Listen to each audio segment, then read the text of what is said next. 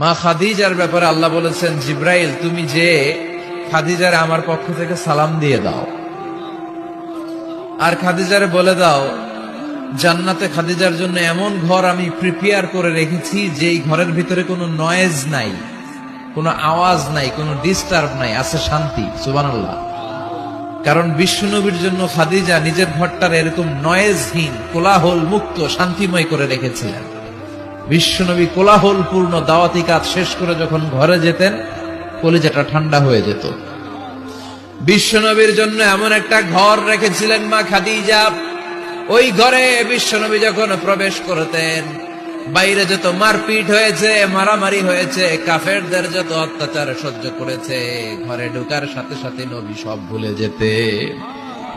এত মায়া, শান্তি, প্রশান্তির ঘর খাদিজা বানিয়েছিল।